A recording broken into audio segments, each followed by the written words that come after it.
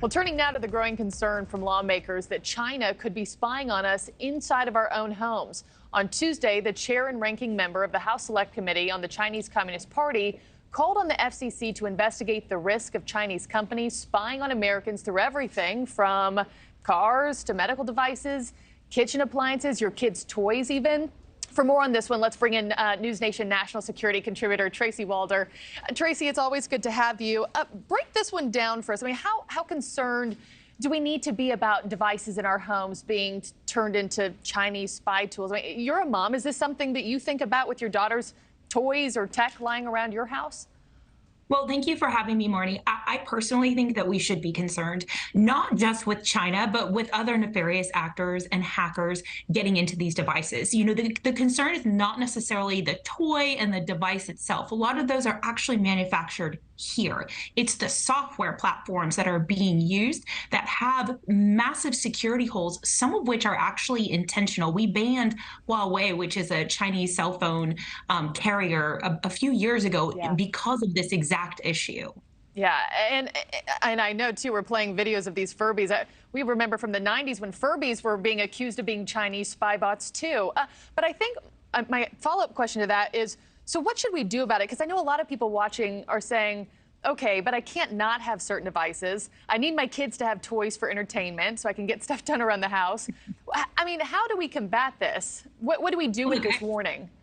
You're absolutely right. Look, I mean, I have a kiddo. I completely get it. She has electronics. I don't think that we need to, institute this ban, right, on these electronics. I do think one of the things that the government needs to do is there is something called COPPA, or the Child Online Privacy Protection Act. And some of these software technologies actually violate that. And the Federal Trade Commission is looking into it.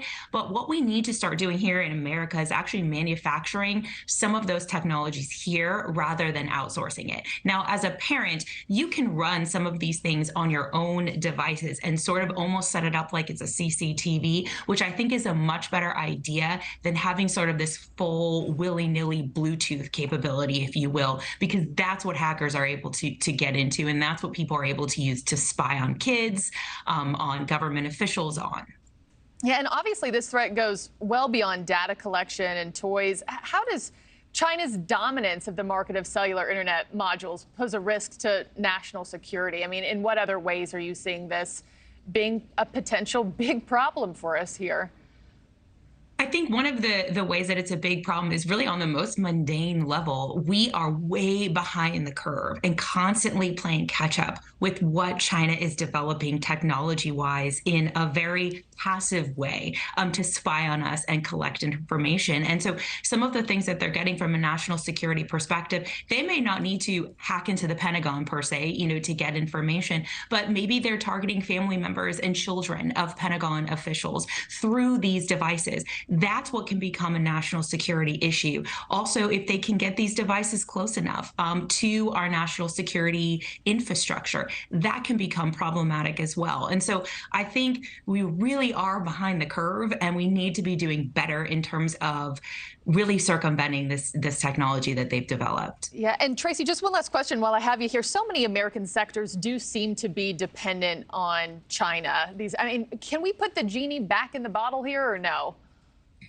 I mean, the short answer to that question is no, right? It's already out there, but we need to be getting ahead of the curve instead of behind the curve. And that means recruiting good people who have these technological understanding and capabilities into our government to work with our government and providing them incentives, really, to be able to thwart some of these developments that China is making. Okay. Tracy Walder, we'll leave it there for today, but always good to see you. Thanks so much for chiming in. Appreciate it. Thank you for watching. Go to newsnationnow.com to find NewsNation on your television provider. And don't forget to click the red subscribe button below to get more of NewsNation's fact-driven, unbiased coverage.